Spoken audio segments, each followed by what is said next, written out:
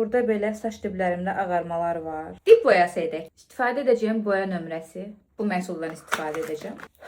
Əvvəlcə əlcək. Boyamız. Təkcə dib boyası edəcəm deyə yarısı bəs edər. Oksidant. Bunun da yarısını istifadə edəcəm. Yaxşı qarışdırarıq. Mən bütün saça boya qoymuram. Digəri öz rəngimdə, ancaq ağ olan hissələri rəngləyirəm həmişə.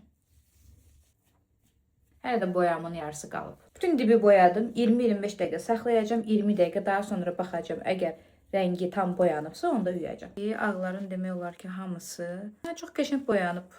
Saçlarımı yaxşı yudum. Mənim saçımda keratin botoks var. Ona görə parabensiz keratinli bu şampundan istifadə etdim. Boyadan sonra saç baxım mütləqdir. Məsələn, mənim saç diblərim biraz qurudur deyə mütləq maskadan istifadə edirəm. Bu da eynilə parabensiz keratinli maskadır. Elə duşda saçım nəmikən onu həm saçımın diblərinə, həm də uclarına çəkirəm.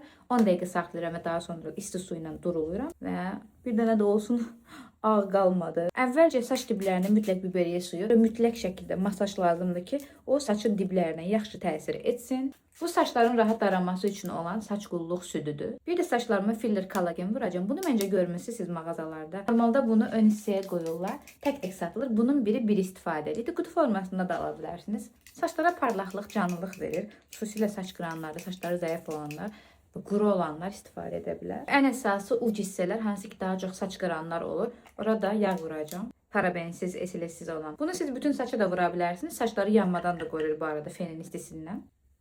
5 dəqiqə bütün bu vurduqlarım qalsın, ondan sonra quruduram. Biraz yüngül qurutdum, indi tam qurudum. Bu parlaqlığı sırf saçı qurutmadan öncə edilən baxımlara görə olur. Necə gözəl parlaqlığı oldu.